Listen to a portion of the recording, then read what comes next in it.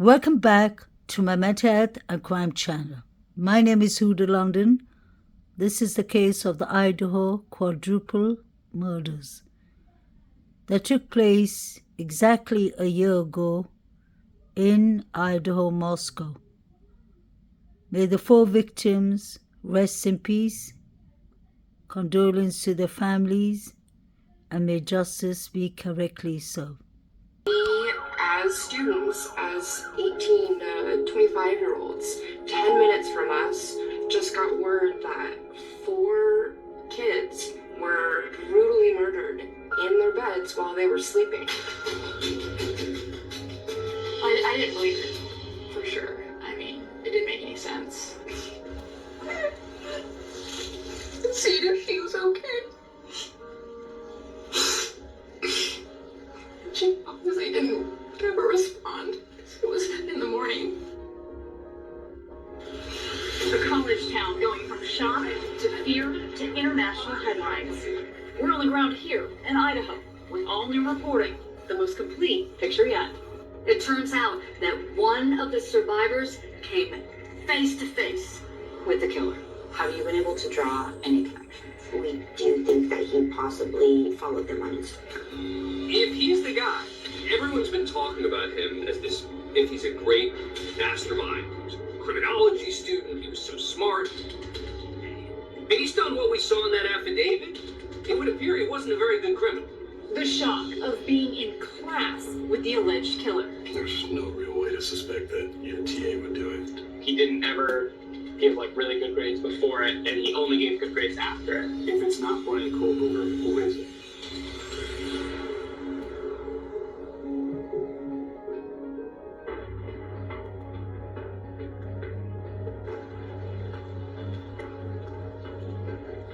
This is a story that has captivated the nation. The man who stands accused of murdering 4 University of Idaho students showing up to court with scratches on his face just yesterday. This is State of Idaho versus Brian Kohlberger. But this all started November 13th, 2022, with a 911 call. And what they understand from the caller is that someone is unconscious. Police are dispatched and find something far more heinous. Kaylee Gonzalez, Madison Mogan, Xana Carnodal, and her boyfriend Ethan Chapin were found stabbed to death in their off-campus home. The four were stabbed with a knife, but no weapon has been located at this time. No one could understand why would anyone want to kill these 4 students. You're all in fight or flight. We have no idea what to do. We have never had a situation like this in our community. This doesn't happen in Moscow, Idaho. There's no indication about who did it, why the person did it. Growing fear in that Idaho college town where 4 students were brutally murdered. Many this morning are questioning the police assurances that everybody's safe. When this story broke, the national media descends on this small college town that at this point is gripped with fear. We didn't know if someone was just breaking into houses, if they were targeting college kids. We believe this was an isolated, targeted attack on our victims. We do not have a suspect at this time, and that individual is still out there. We were all scared. We just didn't feel safe. You felt like you had no choice but to leave. Oh, absolutely, yeah. My mom, she was waiting for me in the airport, and I just ran to her arms. I think it really hit everyone hard, and we were all just shocked. It's been a month now since 4 students were murdered in off-campus housing. More than 5 weeks into that investigation, there's still limited answers. Days were going by, weeks were going by, but then a break in the case. The man has been arrested in connection with the murders of 4 University of Idaho students. Police say the alleged killer studies criminology at Washington State University. This man was in our community, and we were told that we were safe. Are you kidding? The alleged killer, Brian Kohlberger, lives just 10 miles away from the crime scene, while authorities are searching for answers in the small town of Moscow, Idaho.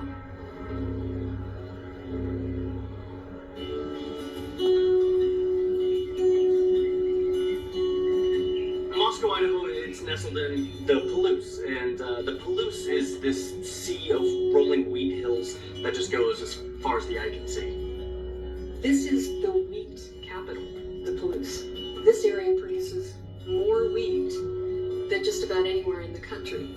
When you drive in, it says, Moscow, Idaho, the heart of the arts. We honor creativity. We know it's important. Moscow is full of art and culture. Part of what makes Moscow such a vibrant community is that there's a college right in the heart of the city. We have one of the top-ranked schools in all of the state, the University of Idaho.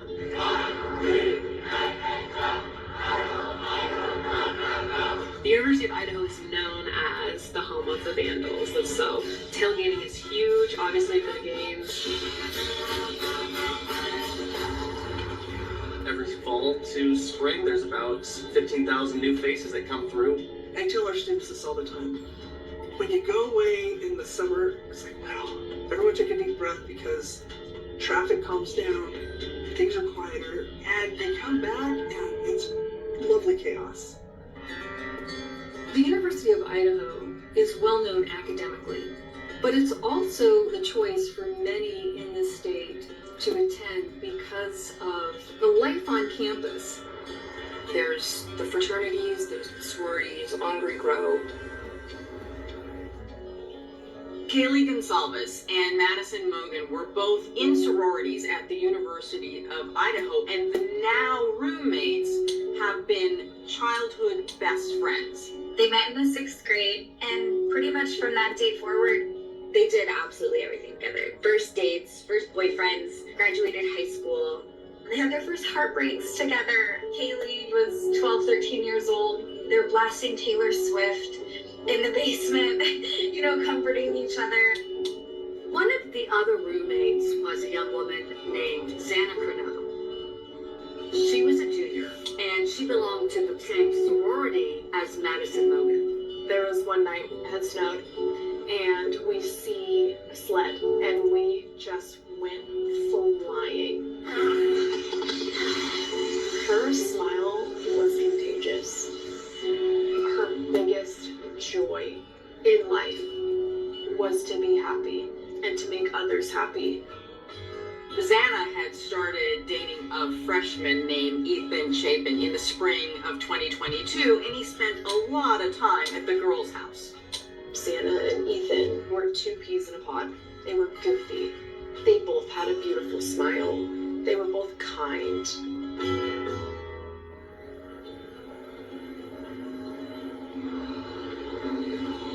And this is Main Street, Moscow, Idaho. Great restaurants, bars, and shopping that attract students from another nearby university, just 15 minutes away, Washington State. The much larger university is just across the Idaho line in Pullman, Washington. There's definitely a crossover with the two universities. Really, it's not two separate communities here. We're all one big community.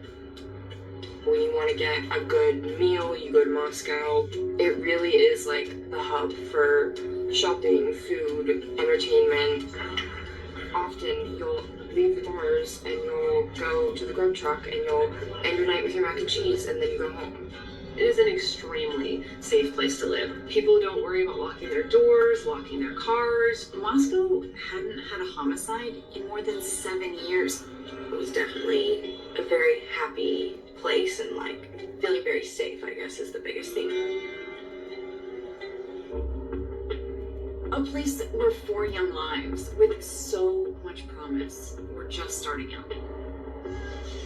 You would never imagine that those lives would come to such a terrifying end.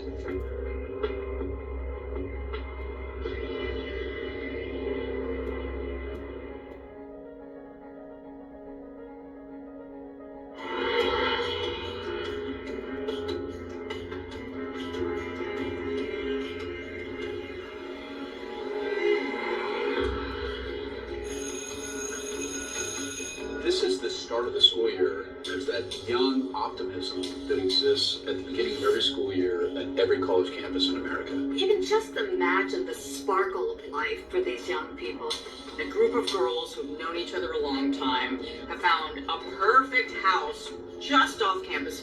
It's a 3-story house. It's got 6 bedrooms and 3 bathrooms. There was a really tight bond that all those roommates had with each other. These girls posted their whole lives to social media.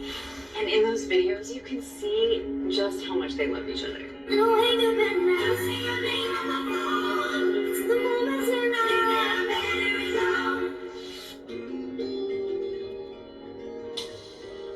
To know Kaylee was to love Kaylee. Some of their friends have asked we not use their last names. Kaylee, she was like the protector. If we needed honestly anything, she would just do it. I remember I had like a professor I was having a hard time with. She's like, Katie, sit down. I'll call the date for you. I'll draft the email. We'll figure it out. She was in everyone's corner. She was the voice for people who didn't have the voice. If I had 1 or 2 words to describe Maddie Mae, it would be just an angel. She just made me proud. When I would meet somebody, Maddie was the first thing I would tell someone about. I'd say, oh, I have this daughter, and she's so smart and beautiful and funny, and she's just the thing that makes me happiest in life. Tell me about Xana and Ethan as a couple. We didn't think Xana would ever get a boyfriend. And when she met Ethan, I remember her telling me, hey, I have got a little crush on Ethan. And he was just such a fun person to be around. My first impression of Ethan was he's just this huge dude that you weren't really approached, but as soon as you really got to know him, you realized that he's like one big teddy bear. Whenever there would be a party, we'd be singing country songs.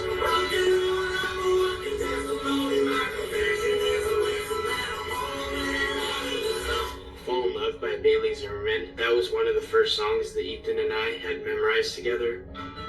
We sang it together.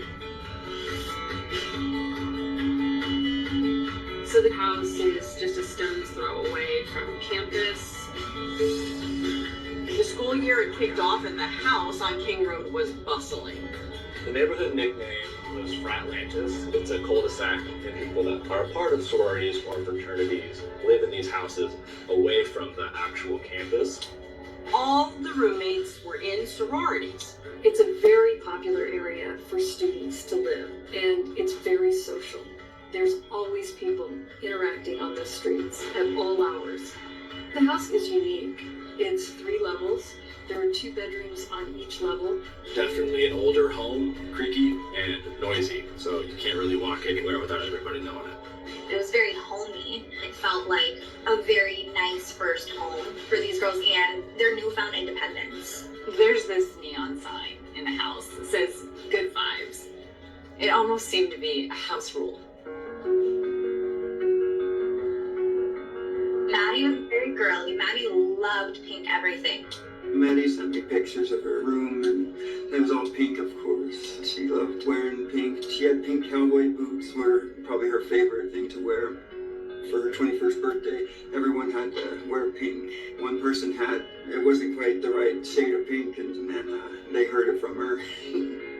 Kaylee had a dog, a little mini golden doodle named Murphy. Murphy was like the love of her life. It was like Murphy became her child. It was funny because it was like her step into like adulthood. Kaylee posted this video on TikTok, dancing with her treasured pet.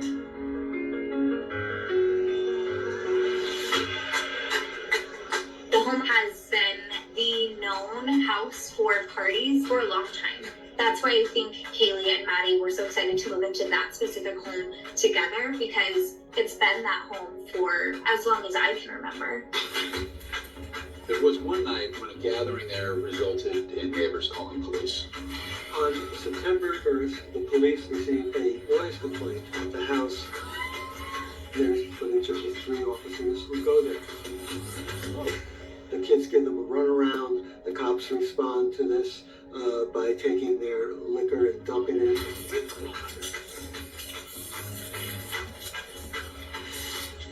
The authorities came back to address the noise, which they said was still too loud. This time, Xana came to the door. It was always friends of Ethan that would go over, friends of Xana, friends of Kaylee and Maddie. There was never anybody who shouldn't have been there.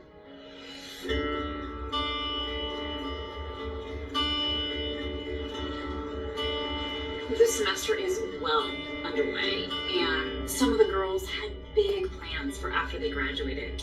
Kaylee worked very hard. She always did summer school and picked up the most credits that she could. But Kaylee actually was to graduate in December. She had been working an internship, but it was going to evolve into a paid job, and she would be moving to Austin. Kaylee was going to be starting an entire new adventure. That's pretty her. Like, was very ambitious, and she was always setting goals. After college, Kaylee was going to move out of state. Maddie wasn't quite sure where she was going to be, but yeah, they were going to be apart. That was going to be the first time since 6th grade that they would be living in different areas. That was going to be hard. This semester, both Maddie and Xana were juggling their schoolwork with jobs at a local restaurant called the Mad Greek. According to a post on her sister's Instagram, Xana turned in an English essay on November 7th. And in it, she wrote about having just seen a show with all of her friends. And she wrote, "It was amazing getting to experience one of my favorite songs with some of my best friends while they were all enjoying life." That is one of the most important things you can do in life. Enjoy the ride, not the destination.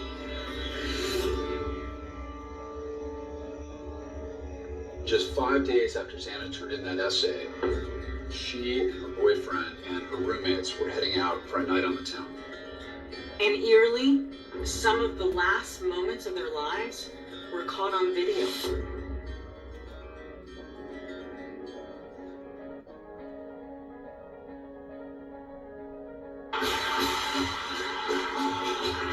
Saturday, November 12th is a last home game for the University of Idaho Vandals football team.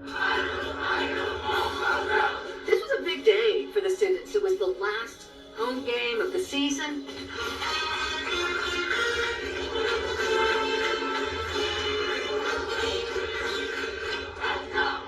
And everybody converged on Main Street for some laughs and some fun. University of Idaho actually lost their game that night. But as the Vandals say, win or lose, there's always booze.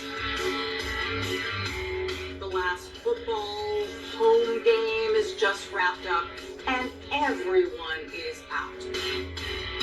It's the kind of night that college students who work hard all week live for. It is the night to celebrate. Earlier that day, Kaylee Gonzalez posted this photo to Instagram. It was of her and her roommates and Ethan Chapin, and she wrote, "One lucky girl to be surrounded by these people every day." Kaylee, she seems like her usual bubbly self. She was actually at my apartment, and we were just kind of like hanging out for game day.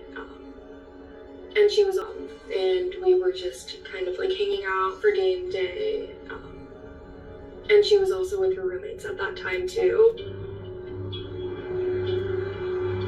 For Kaylee, though, there was something weighing on her mind, and she had confided in her parents about it. She felt that someone in the town had been watching her. Did Kaylee ever talk to you about a potential stalker? She did. She did. Sometimes she would contact us and say, "You won't believe this guy was following me around. I felt weird." I'm pretty sure she did not report it. It was never used like, "Hey, I have a stalker," like this ongoing thing. She goes, "I went through the self-checkout. I noticed this person in the self-checkout kind of behind me." She did really record him? She did not. I think she was just like, "I gotta get the heck out of here." So that night, Kaylee and Maddie head off to the Corner Club bar, one of the most popular spots in town. Nothing strange about the fact that Kaylee Gonzalez and Madison Mogan were hanging out at the Corner Club that night. You probably find half of Moscow like go to the game, go into the corner club. That was like routine. And then to go home, to get home late, pretty normal, typical teen. Weeknights, I think she was studying and being a good girl, but yeah, she would let her hair down a little bit on the weekends. They were at the corner club from 10:20 until about 1-ish in the morning. Ethan started Saturday night out with his sister. Ethan was one of 3 triplets, and they all attended U of I together. They're always together. And, you know, that family's so close. They're so tight-knit. Ethan went to a party with his sister. She had a sorority party, and he was her date. It was called the Betty's Ball. Just a bunch of students getting together and mingling and having a good time. Ethan and I were both at the Betty's Ball that night. He spent the beginning part of that night at the ball with his sister, which was part of the sorority that was hosting the formal dance. Shortly after that, Ethan then meets up with Xana back at his fraternity at Sigma Chi.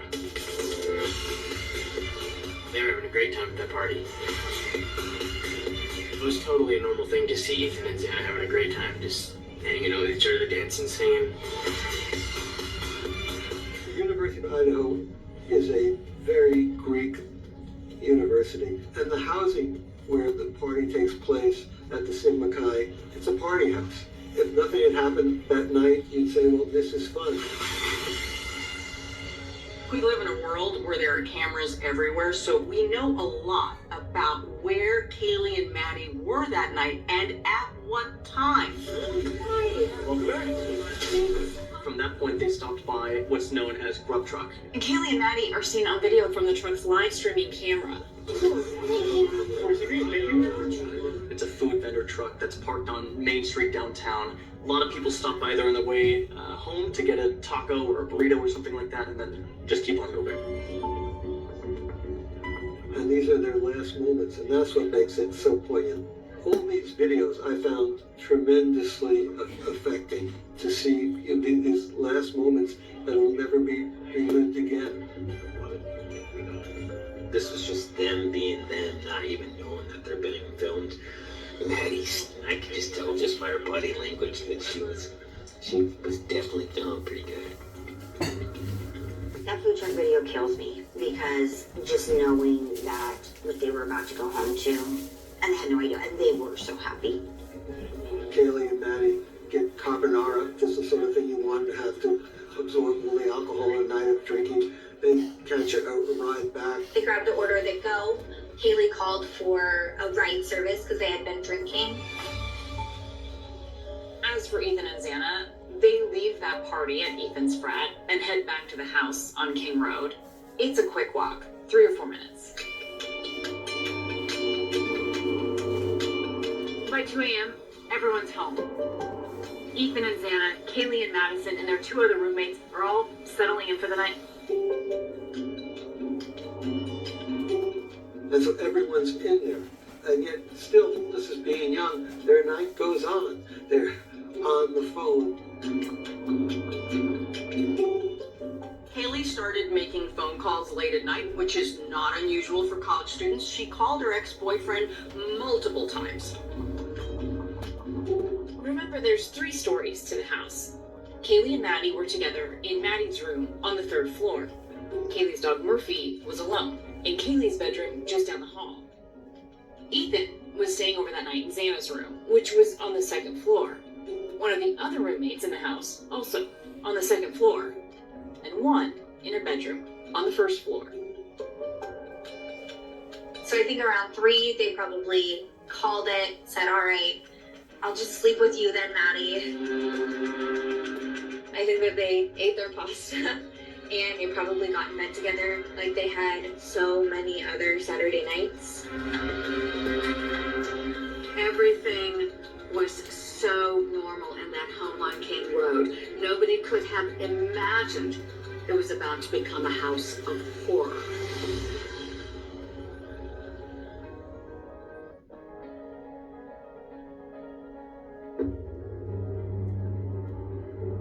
Four University of Idaho students were found dead on Sunday. Police say it was a targeted attack near the University of Idaho. Sunday, November 13th becomes the day that the people of Moscow, Idaho will never forget. Officers responded to a call here on King Road, just south of Campbell.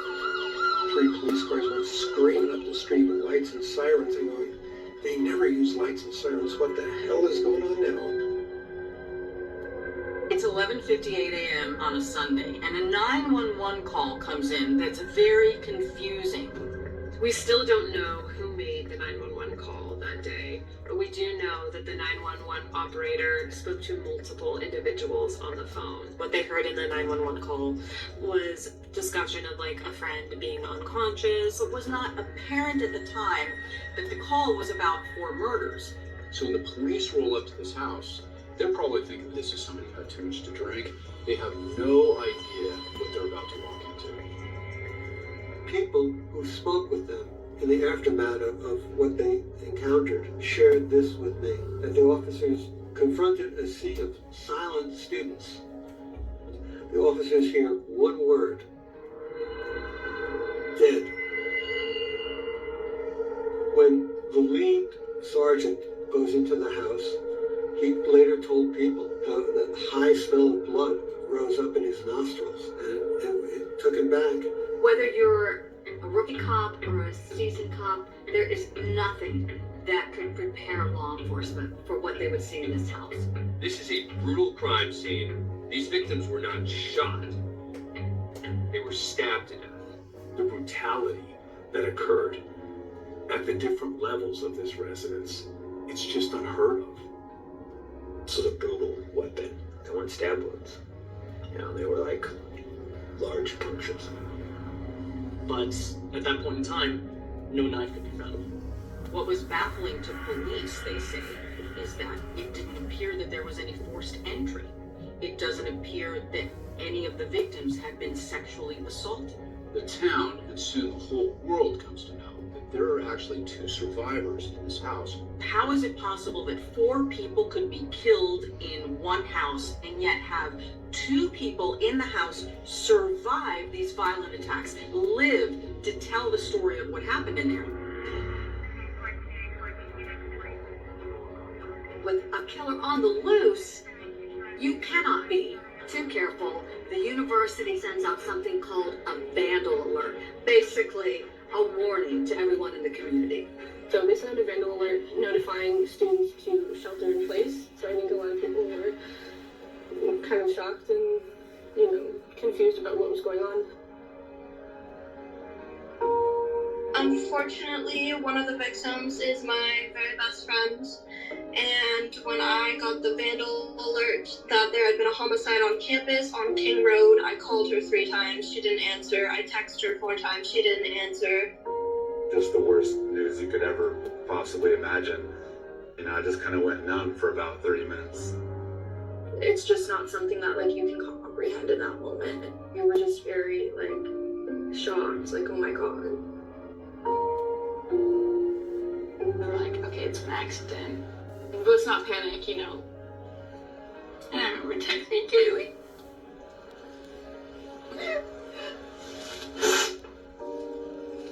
Seeing if she was okay.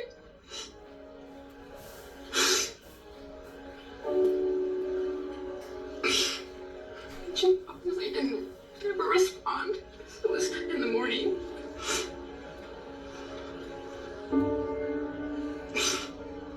The growing mystery and growing fear in that Idaho college town where 4 students were brutally murdered. So this local homicide bursts onto the national scene. There's frustration with police and fear in the community. Everybody knows young people, they go to college. This could be anybody's kid at any school in the entire country. At the moment, the police are saying very little. Have they shared any of that information with you?